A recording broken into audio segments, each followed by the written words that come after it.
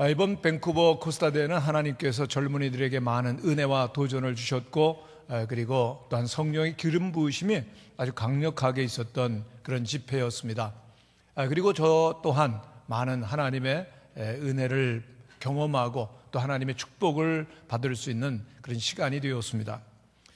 집회 처음부터 마치는 시간까지 그 모든 시간마다 하나님이 함께 하시고, 그리고 또한 젊은이들을 어루어 만져주시고, 그리고 깨닫게 하시고, 그리고 감격하게 하시는 시간이었습니다.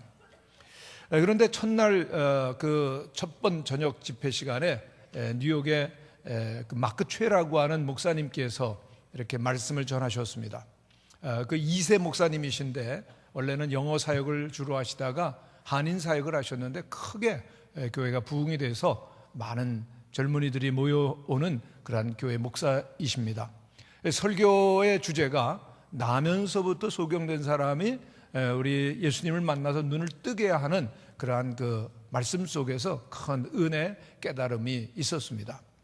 근데 목사님께서 말씀을 마치시고, 그리고 우리 다 함께 기도합시다, 그리고 우리도 다 영적인 눈을 떠서 보아야 될 것을 봅시다, 그런 그 마음으로 기도하자고 눈에다가 손을 대고 주님께서 우리의 손에 안수하시고 기도해 주시는 것을 바라보며 기도하자고 하셨습니다. 그래서 다 함께 기도하는데 제게 일이 일어났습니다. 갑자기 저의 눈에서 뜨거운 눈물이 계속해서 흐르고, 그리고 주체할 수 없는 정도로 막 흐느끼면서 기도를 하게 하는 그러한 일이 있었습니다. 그리고 그 다음부터는 모든 집회 시간마다 하나님께서 울게 하시는 겁니다. 뜨거운 눈물이 계속 나고 또 말씀이 새롭게 다가오는데, 그때 얼마나 많이 울었던지요. 1년 울 거를 이번 집회 때 다 울어버렸습니다. 많이 눈물보가 터진 것 같고, 뜨거운 눈물을 흘리면서 왜 하나님께서 울게 하실까라는 것을 깊이 생각하게 되었습니다. 그동안 주님을 믿고 주님의 교회를 섬겨온다고는 하지만은 제 자신에게 영적인 성장이 너무나도 더디다라고 하는 저 자신의 문제, 그리고 또한 그 날 때부터 소경된 자가 예수님을 만나서 눈을 뜬 것 같은 그러한 영적인 그러한 눈뜸이 내게도 필요하다라고 하는 절박한 기도를 하나님께서 하게 하셨다는 생각이 들었습니다. 정말 평생 주님을 믿고 또한 주님을 섬기고 교회를 목회하지만은 하나님에 대해서 아는 것이 너무나 적다, 그리고 또한 은혜와 능력이 너무 모자르다라고 하는 생각 속에서 안타까웠던 마음으로 그런 눈물과 그리고 또한 기도에 임하게 되었다는 생각을 하게 되었습니다. 또 한편으로는 우리 한국교회 현실을 생각하면 여러분 어떻습니까? 너무 암담하잖아요. 선교 100년의 놀라운 부흥을 경험하고 성장했는데 이제 더 이상 그 성장도 멈추고 오히려 침체로 들어가는 그런 한국교회를 생각하면서 마음속에 하나님 이대로는 안 됩니다라고 하는 절박함이 저에게는 있었습니다. 서울에서 그 캐나다 코스타를 준비하면서 기도하고 또 한국교회를 바라보면서 막 안타깝게 부흥해야 된다라고 하는 그런 기도를 하나님께 드렸던 일들이 기억이 납니다. 정말 하나님께서 새롭게 한국교회 임하시고 그리고 부흥케 해달라고 하는 그러한 그 간절한 마음에서부터 흘러나오는 뜨거운 눈물과 기도였다는 생각이 듭니다. 그러나 한편으로는 이 코스타에서 계속해서 은혜 받고 그리고 영적으로 새로워지는 그러한 그 회복되는 젊은이들을 보면서 하나님께서는 역시 그 다음 세대들에게 소망을 두시고 일을 하시구나 생각하는 것을 생각하면서 큰 위로와 그리고 또한 꿈을 갖게 되었습니다. 그리고 주일날은 목금토 우리 코스타가 있었고, 주일날은 김민우 목사님께서 우리 목회하시는 세문안교회 가셔 그 예배를 드렸는데 참 은혜가 있었습니다. 그 다음날 떠나기 전날이었는데 그 밴쿠버 지역에 있는 여러 목사님 사모님 한 30여 분이 모였습니다. 그분들과 함께 저의 목회 여정 그리고 영적인 그런 삶을 나누고, 또 아내가 가정생활에 대해서 말씀을 전했을 때 큰 그런 위로와 회복과 그리고 은혜를 함께 나누고 격려하는 시간이 되어서 너무나도 큰 기쁨이 있었습니다. 언제 우리가 하나님을 만나게 된다고 여러분 생각하십니까? 인간이 하나님께 나와서 정말 무릎을 꿇고 하나님 앞에 기도하게 되는 것은 역설적으로 우리들이 절망하고 한계를 만나고 그리고 삶이 마구 흔들릴 때입니다. 인간의 한계와 절망, 고통스럽고 힘든 것이지만은 그 기회야말로 하나님과의 새로운 만남으로 인도하는 길이 된다라고 하는 것을 우리는 경험하는 것이죠. 오늘날 우리가 살고 있는 이 인류의 문명은 비유적으로 말하면 거대한 벽에 마주치고 있는 것과 같다라고 말할 수가 있을 것입니다. 그 절망이 무엇입니까? 그 절망의 벽은 인간 자체에 있습니다. 인간이 무능하고 인간이 죄악성이 너무나도 크고 그리고 폭력성이 많기 때문입니다. 인간은 그동안 우리의 자신의 이성과 지혜와 노력으로 얼마든지 풍요롭고 행복한 유토피아를 밝은 미래를 이룰 것이라고 자신해 왔습니다만 오늘 우리가 경험하는 것은 무엇이죠? 세계 도처에 전쟁과 테러와 그리고 살인 그리고 또한 말할 수 없는 죄악과 폭력과 그리고 혼란을 경험하면서 많은 사람들이 절망하게 되어집니다.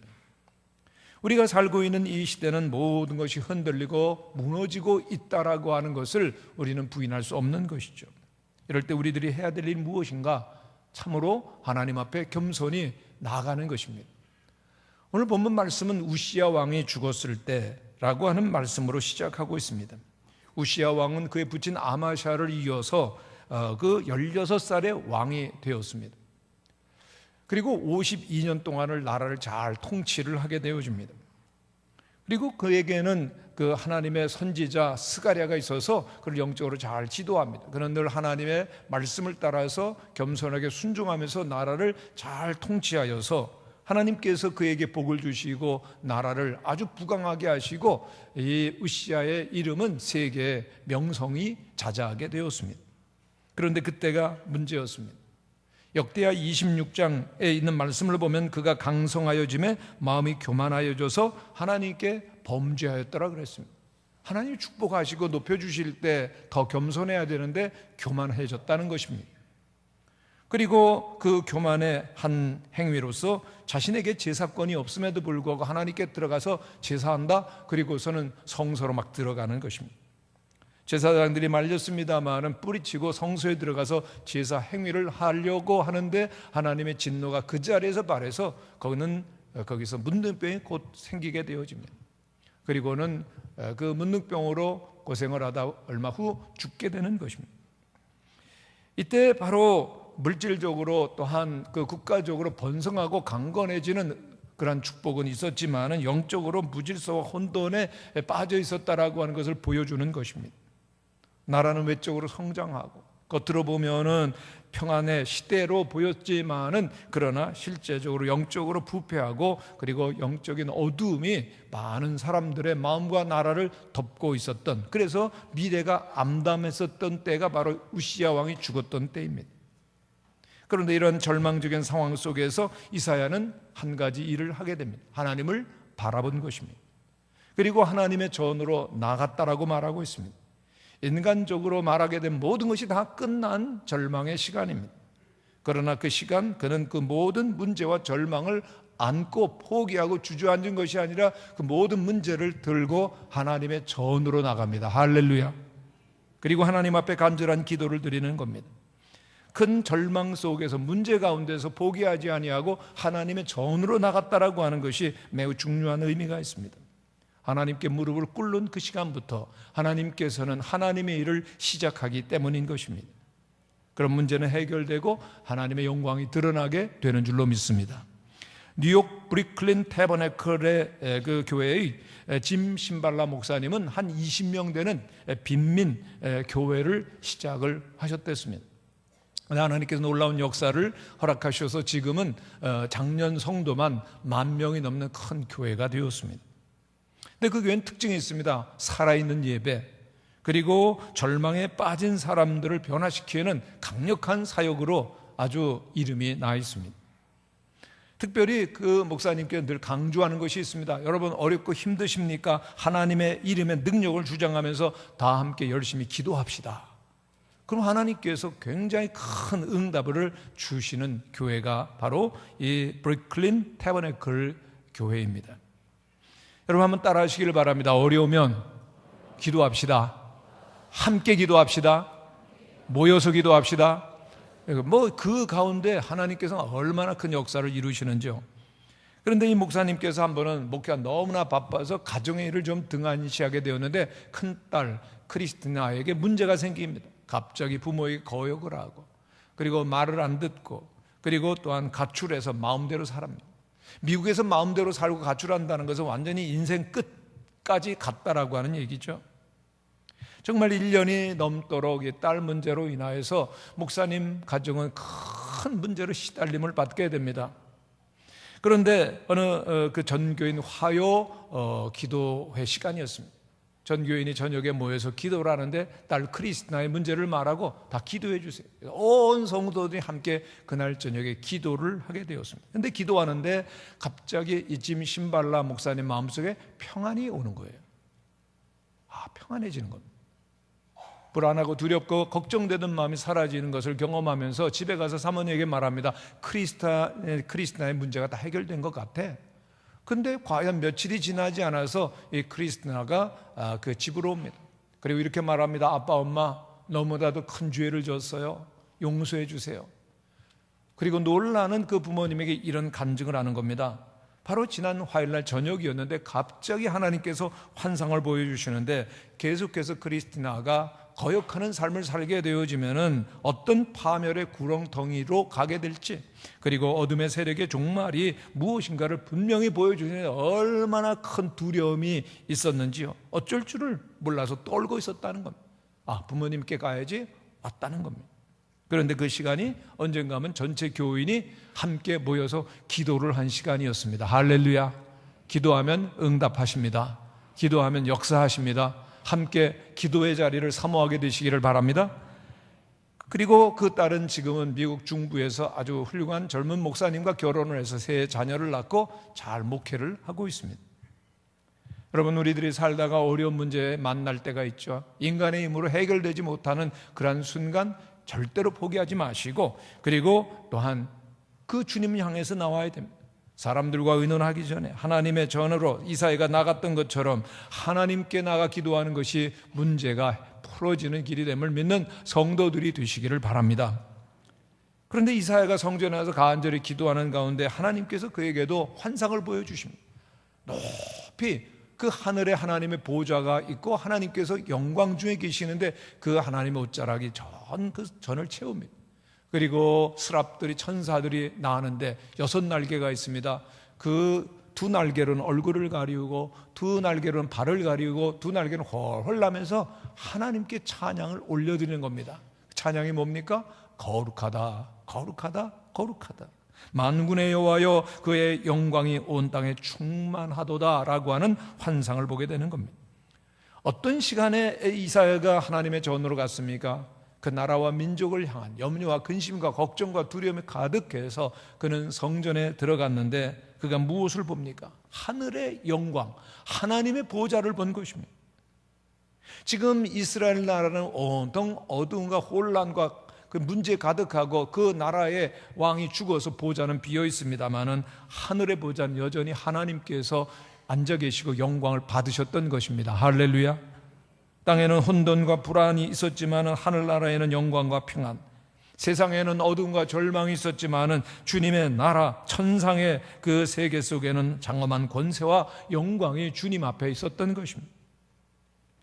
그 이스라엘 백성들은 그 나라의 왕의 병이 걸려서 죽고, 그리고 또한 그 나라가 힘들어진 것을 부끄럽고 힘들게 생각했지만 하늘나라의 그 어떤 실패나 수치도 그림자도 없었던 것입니다. 오히려 하늘은 영원히 하나님께 찬양을 드리고 있었습니다. 거룩하다, 거룩하다, 거룩하다. 하나님은 오늘 하늘에 계셔서 모든 천군 천사들의 찬양과 영광을 받으시고 오늘 우리의 예배도 받으시는 줄로 믿습니다. 오늘 우리가 인간적인 눈으로만, 평면적인 눈으로 세상을 본다면 온 세상은 죄악으로 어둠으로 가득한 듯 보입니다. 절망이 있고 불안이 있고 두려움이 있습니다. 그러나 하나님께서 우리 가운데 임하시고 하나님의 통치가 시작이 된다면 온 땅은 주님의 영광으로, 주님의 역사하심으로 새롭게 될 줄로 믿습니다. 이사야 19장 1절에 있는 말씀을 보면 내 거룩한 산 모든 곳에서 해됨도 없고 상함도 없을 것이니 이는 물이 바다를 넘같이 여호와를 아는 지식이 세상에 충만할 것입니다. 그렇습니다. 하나님을 아는 지식이 우리들에게 있다면 모든 어둠과 모든 절망은 물러가는 것입니다. 성도 여러분, 여러분의 가정에, 여러분들의 삶에, 우리가 있는 직장에, 우리들의 모든 그의 삶의 여건 가운데 하나님의 평안 그리고 하나님의 임재가 함께 하시기 위해서 우리들이 해야 될 일은 주님께 나아가는 것이고 주님을 예배하는 것이고 기도하는 것입니다. 그런데 만왕의 왕이신 주님을 바라보지 아니하고 예배하지 아니한다면 우리의 심령 텅 비어 있을 것입니다. 텅 비어 있을 뿐만 아니라 어떤 것으로도 만족할 수 없고 대신에 걱정과 근심과 불안이 그리고 저주가 우리의 삶과 가정과 삶의 길에 가득하게 될 것입니다. 그러나 오늘 우리들이 또다시 주님을 바라보고 주님께 나아간다면 주님께서는 우리들 가운데 임하시고 영광을 보여주시고 또한 새로운 일을 우리 가운데 행하시는 줄로 믿습니다. 그런데 이사야가 큰 하나님의 영광을 보다가 문득 자기를 보게 됩니다. 하나님 앞에 나간다라고 하는 것은 동시에 하나님의 큰 영광을 보는 것이기도 하지만은 우리의 진정한 모습을 보게 되는 것입니다. 그런데 이사야가 자기를 볼 때 어떻게 보게 됩니까? 화로다 나여 망하게 되었도다. 내가 입술이 부정한 사람인데 입술이 부정한 백성 가운데 있으면서 만왕의 왕, 영광의 왕이신 주님을 배웠구나. 난 더러운 죄인인데, 나 부끄러운 죄인인데 막 자신을 보게 되는 겁니다. 여러분, 이사야가 꽤 정결한 그 이스라엘 나라의 지도자였습니다. 하나님의 말씀을 전하는 설교자였고 선지자였고 주님의 사람으로 부끄러움이 없은 듯이 보였지만은 그러나 하나님의 영광 앞에서 자신을 보았을 때 그는 깨닫습니다. 세상에 불의와 악이 가득하고 소망이 없다고 탄식했지만 진정한 그 절망은 나로구나. 세상의 그 부패한 모든 어둠과 죄악이 바로 내 속에도 여전히 똑같이 있구나. 하나님 앞에서 그는 벌벌 떨면서 자기가 부끄러운 존재라고 하는 것을 고백하는 것입니다. 화로다 나여 망하게 되었다. 나는 입술이 부정한 사람이로다. 그리고 고백을 합니다. 성도 여러분, 오늘 여기에 이 이사야가 하나님 앞에서 자신을 고백하는 이 경험과 이 영적인 이 단계는 모든 성도들이 반드시 지나가야 되는 관계예요. 왜요? 정말 하나님의 영광을 보았습니까? 그렇다면 하나님 앞에 있는 우리의 자신을 보게 되는 것입니다. 아멘. 하나님 앞에선 영광을 받으셔야 될 하나님 앞에선 우리 인간의 모습 무엇입니까? 그 누구도 죄 가운데 있기 때문에 영광의 하나님 앞에 나갈 수 없는 죄인의 모습이라고 하는 것입니다. 여러분, 우리가 교회를 다니고 우리가 신앙생활 한다고 하지만은 하나님을 뵙지 않는다면은 곧 우리 자신이 얼마나 큰 죄인인가 하는 사실을 우리들이 깨닫고 인정하지 않는다면 우리의 믿음은 헛것이에요. 내가 죄인이 아니라면 예수 그리스도께서 왜 십자가에 달려 돌아가십니까? 내가 악을 범하고 멸망할 것이 아니라면 왜 예수님께서 십자가에 죽으셔야 됐죠? 오늘 우리들은 죄인입니다. 이것이 성경이 말씀하시는 것입니다. 그동안 죄에 대한 깊은 깨달음과 심각한 의식도 없고 하나님에 대해서 두려움과 떨림도 없이 그냥 마음대로 살았다라고 하는 죄인의 모습을 우리들이 인정하지 아니하면은 참된 신앙으로 한 걸음도 들어갈 수가 없다라고 하는 것입니다. 오늘날 유럽과 미국 교회의 가장 심각한 문제 가운데 하나는 바로 죄라고 하는 단어를 사용하지 않기 시작했다라고 하는 겁니다. 교인들도 그렇고 심지어는 강단에서 설교자들도 죄인 이런 말을 잘 안 씁니다. 왜요? 성도들이 싫어하니까. 죄인? 내가 무슨 죄가 있냐? 내가 무슨 죄인이냐? 반항합니다. 그래서 교회 안 다니는 사람, 교회 처음 나온 분, 그리고 믿지 않는 분이라는 말을 쓰고 죄라고 하는 단어 대신에 인간의 결함과 실수와 허물과 약점 등이라고 말하지 절대로 죄라고 말하지 않습니다. 죄는 하나님 앞에서 우리를 보는 것입니다. 여러분, 하나님의 기준에서 인간을 보면은 영광스러운 의로운 하나님 앞에 이룰 수 없는 불의한 죄인입니다. 아멘. 이것이 하나님의 기준에서 본 인간의 모습인데 하나님의 기준으로 보지 아니하고 인간의 평면적인 수평적인 그런 기준으로 보면서 우리가 뭐 다 똑같잖아. 뭐 죄가 뭐야? 실수한 거지. 그리고 또한 우리들이 약한 거지. 라고 생각한다면 정말 애매하게 이 모든 죄를 우리들이 덮고 간다면은 하나님을 우리가 점점 멀리 떠나는 그것이 죄가 된다는 것입니다. 그럼 만일 우리들이 교회를 오래 다닌다 할지라도 내가 죄인임을 인정하고 죄를 회개하지 않는다면 우리의 기도는 하나님 앞에 상달될 수가 없습니다. 하나님과 우리는 관계가 없습니다. 예수 그리스도와 십자가와는 더더욱이니 관계가 없게 되어지는 것입니다. 오늘 우리에게 가장 필요한 것이 뭐냐? 여기 이사야가 하나님 앞에 나가서 영광의 주님을 뵙고 자기가 죄인인 것을 고백한 것처럼 하나님 앞에서 나는 죄인임을 고백하고 십자가의 보혈로 정결케 되어지는 구속의 은혜를 체험하는 성도들이 되실 수 있기를 바랍니다. 여러분, 사람이 죄를 범해서 지옥에 갈까요? 아닙니다. 모두가 다 죄인이죠. 그럼 누가 지옥에 갑니까? 죄인임을 인정하지 아니하고 회개하지 않은 자가 지옥에 떨어지는 것입니다. 그래서 예수님께서는 이 땅에 오셔서 회개하라 천국이 가까웠느니라 1000마디 말씀을 하신 것입니다. 한번 따라 하시기를 바랍니다. 회개해야 합니다. 회개해야만 천국에 들어갑니다. 믿습니까? 그렇습니다. 하나님께서 우리에게 죄인이라고 말씀하시고 우리의 죄를 밝히 드러나게 하셨음에도 불구하고 내가 죄를 회개하지 아니하면 어느 날 갑자기 망하는 일이 생긴다는 거예요. 하나님의 심판이 임할 수 있다는 겁니다. 회개하지 않았는데 변명해요.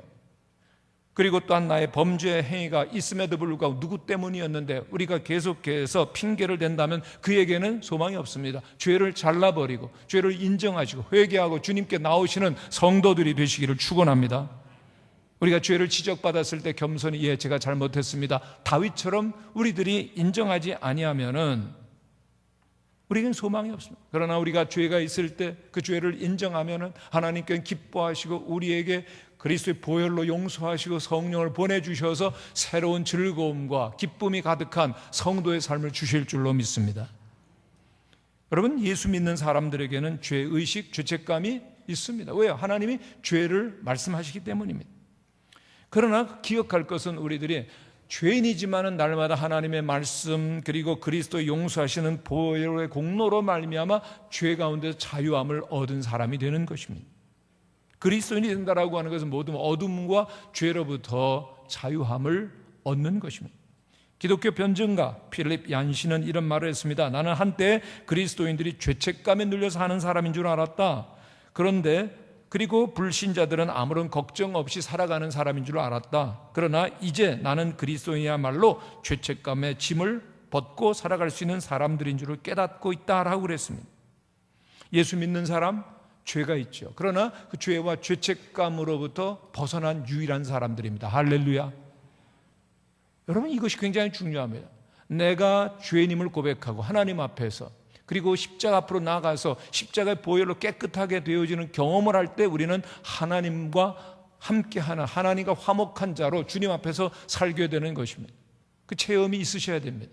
교회를 나오는 것이 중요한 것이 아니라 교회 나와서 예수님을 만나고 그 십자가의 보혈로 나는 씻김 받았다라고 하는 죄사함의 확신이 우리 성도들에게 있게 되시기를 간절히 축원합니다. 여러분, 정신병원에 가면은 어떤 종교의 사람이 제일 많을까요? 유감스럽게도 교회를 다니는 사람이 제일 많습니다. 기독교인. 왜 그럴까요? 제가 교인이라고 말씀드린 것은 교회만 다녔다라고 하는 것입니다. 교회를 다녔습니다.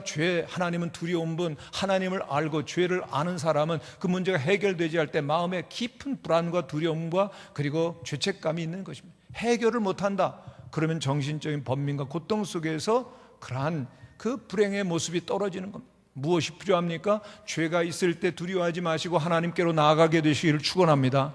십자가 앞으로 나아가게 되시기를 바랍니다. 그리스도의 보혈로 모든 죄를 씻김 받고 하나님께서 나를 용서하셨다라고 하는 체험을 갖고 믿음을 갖게 되시기를 바랍니다. 오늘 본문에 보면은 내가 화로다 망하게 되었다 말씀하고 있는 이사야를 향해서 하나님께서는 한 가지 은혜를 주십니다. 스랍 중에 하나가 그 제단에서 피고 있는 숯을 그 젓가락으로 잡아서 그 이사야의 입술에 대는 겁니다. 그리고 내 죄사함을 받았느니라고 선언하는 것입니다. 여러분, 영광의 거룩하심으로 가득한 하나님의 전에 핀 숯을 이사야의 입술에 댄다라고 하는 것은 이사야는 죽는다는 것을 말합니다. 신앙생활이라고 하는 것은 굉장히 중요한 겁니다. 나는 죽고 예수로 사는 겁니다. 할렐루야. 그걸 거듭남이라고 그러죠. 내가 여전히 살아있다. 그는 절대로 하나님의 생명과 구원과 천국에 이룰 수가 없는 것입니다. 그리스도의 십자가로 온전케 되어지는, 회복되어지는 용서의 체험이 우리 모든 성도들에게 있게 되시기를 간절히 축원합니다. 그렇습니다. 오늘 사단은 죄를 지은 자들을 계속해서 공격합니다. 너 교회를 다닌다지? 그런데 너 바로 살게 있느냐? 너 위선자다? 너 그렇게 사는데 그리스도의 자격이 하나도 없다?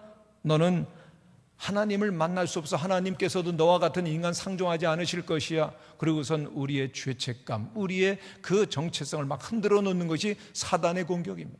너 교회를 다닌다고 하는데 뭐야? 그래서 막 세상과 그리고 사단은 공격을 합니다. 사람들도 공격을 하죠. 그러나 하나님은 그렇지 않습니다. 물론 우리가 죄인이죠. 그러나 하나님 앞에, 탕자가 아버지 앞에 나가듯이 하나님 앞에 겸손히 나가서, 하나님 저는 죄인입니다, 하나님의 영광 앞에 나갈 수 없는, 죽을 수밖에 없는 죄인입니다, 제가 의로워질 수 있는 가능성은 0.01%도 없습니다. 그러나 죄인을 받아 주옵소서. 그렇게 고백하면 주님께서는 말씀하십니다. 내가 너를 용서하노라. 내가 너를 위하여 십자가에서 내 아들 예수 그리스도의 십자가에 못 박았노라. 그리고 그 보혈로 너를 사하노라. 너는 이제 나의 자녀다. 나와 함께하자. 나의 인생을 살자라고 말씀하여 주시는 줄로 믿습니다. 하나님은 좋으신 분이십니다. 할렐루야. 절대로 우리 하나님의 백성들을 과거와 죄 속에서, 어둠 속에서 묶여서 살도록 하지 아니하시고 그리스도의 보혈로 우리를 자유케 하시고 그리고 미래를 향해서 나가게 하여 주시는 하나님이십니다. 우리에게 죄의식이 있다는 것이 좋은 것입니다. 죄로 인해서 고통스러워하는 것 좋은 일입니다. 그러나 거기에 머물지 아니하시고 반드시 회개하시고 죄를 끊어버리시고 주님의 용서를 경험하시고 주님과 함께 할 수 있는 우리 모든 성도들이 되시기를 간절히 축원합니다. 그런데 이렇게 죄를 회개하고 새롭게 살려고 하는 사람에게 들려오는 하나님의 음성이 있습니다. 오늘 주님의 음성이 들려오는데 8절에 이렇게 기록되어 있습니다. 내가 또 주의 목소리를 들은즉 이르시되 내가 누구를 보내며 누가 우리를 위하여 갈고 그때 내가 가로되 내가 여기 있나이다 나를 보내소서. 주의 음성이 들려옵니다. 내가 누구를 보낼까? 누가 우리를 위하여 갈까? 여러분, 여기에 우리 하나님을 만난 사람, 그 모든 죄악을 사함받고 하나님 안에서 살아가는 사람의 새로운 삶의 모습이 있습니다. 우리는 죽어 마땅한 죄인인데 하나님께서 새 생명 주셔 사는 하나님의 자녀라면 우리에게 주어진 삶은 은혜요 그리고 덤으로 사는 것입니다. 할렐루야. 그러니 이제 무엇으로 사는 겁니까? 하나님 앞에서 사는 거죠. 하나님 원하시는 이 뭘까를 생각하면서 사는 것입니다. 성도 여러분, 이번 여름에 여러분들은 어떻게 사시겠습니까? 여러분, 물론 가족들과 휴식하고 안식하는 것도 중요하지만 이 여름에 하나님을 더욱더 깊이 만나는 은혜가 있게 되시기를 바랍니다. 왜요? 세월이 너무나 빨라요. 여러분, 오늘이 몇 월입니까? 7월입니다. 2016년도 시작한 게 언제입니까? 그런데 벌써 절반이 훅 지나가고 이제 하반기를 시작합니다. 어떻게 다 지나가고 1년, 2년 지나고 10년 지나고 20년 지나고 언젠가는 우리가 하나님 앞에 서게 될 것입니다. 인생은 덧없고 짧은 것입니다. 하나님 앞에 나아갈 때 하나님 제가 어떻게 살았습니다라고 우리는 입술로 고백을 하게 될 것입니다. 하나님 앞에서의 삶을 우리들이 살아야 되는데 하나님은 하나님의 일을 하나님의 사람들이 하기를 원하십니다. 아멘. 하나님의 일이 무엇입니까? 하나님께서 내게 행하신 예수 그리스도의 복음과 구원을 말하는 것입니다. 하나님을 부끄러워하지 아니하고 나를 살려주신 예수 그리스도의 복음을 전하는 것이 그리스도인들의 모든 사명이라고 하는 것입니다. 예수 그리스도 안에서 하나님을 만난 사람들은 새로운 눈을 뜨게 됩니다. 이전에는 사람을 보면 야, 저 사람 얼마나 돈이 많나? 얼마나 저 사람 공부를 많이 했나? 저 사람 그 지위가 뭐냐? 그 앞에 가면 벌벌 떨어요. 그러나 아닙니다. 우리의 눈이 밝아지면 그들의 영혼이 보이게 되는 줄로 믿습니다. 하나님과 함께하지 않은 사람, 아무리 돈 많고 잘나고 그리고 또 잘나가는 것 같지만 그들의 영혼은 어둡고 하나님을 두려워하고 세상 속으로 어둠 속으로 거짓말하고 죄악 가운데 사는 것이 보이거든요. 그대로 살면 하나님의 심판을 받고 영원한 지옥으로 떨어지는 것이 불쌍해서 그들을 위해서 기도하게 될 줄로 믿습니다. 그들에게 구원받을 수 있는 유일한 길은 예수님을 말하게 될 줄로 믿습니다. 그것이 하나님의 일인 것이죠. 멸망의 구렁텅이에 빠져가는 그들을 보면서 부러워하는 것이 아니라 그들을 위해서 기도하고 여기 하나님의 놀라우신 구원의 계획이 있습니다 라고 주님의 복을 말할 수 있는 우리 모든 성도들이 되시기를 축원합니다. 저는 이번에 밴쿠버에서 한 여자 집사님을 만났습니다. 근데 이분이 뇌출혈이 됐어요. 그리고 그것도 뇌에서 가장 큰 동맥이 터져가지고 의사들은 죽는다고 그랬습니다. 중환자실에 들어갔습니다. 고통의 시간, 위기의 순간이 계속되는데 집사님이 그 누워서 하나님께 기도합니다. 하나님, 저 죽고 싶지 않아요. 저 살고 싶어요. 저는 꼭 해야 될 일이 있단 말이에요. 하나님, 저 살려주세요 라고 기도했습니다. 하나님께서는 그 기도를 들으셨습니다. 이렇게 응답하십니다. 넌 안 죽는다. 그러나 너는 내일을 해라. 내일은 나에 대해서 말하는 것이다. 내가 선교사에 대해서 여러 다른 곳으로 가라고 하는 것이 아니라 내가 만나는 모든 사람들에게 내가 만난 하나님 말하라.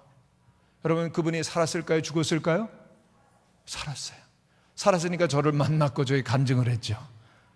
하나님은 위대하십니다. 할렐루야. 그분이 이제는 살아서 굉장히 까칠한 분이었는데요, 하나님 얘기 안 합니다. 이분요, 전도 안 합니다. 기도 안 했습니다. 그런데 이제는 기도하고, 그리고 하나님의 일을 말하는 놀라운 것은 그 주변에 까칠한 분들이 예수님께로 돌아오고 있습니다. 할렐루야. 잘난 사람들, 공부 많이 한 사람들, 돈 많은 사람들이 그 한 분이 하나님 만난 걸 통해 얼마나 돌아오고 있는지 부흥이 일어나고 있더라고요. 성도 여러분, 우리의 인생을 돌아보면서 우리가 과연 무엇을 위해서 살아야 될 것인가를 물어야 될 것입니다. 무엇이 필요합니까? 하나님을 만나게 되시기를 바랍니다.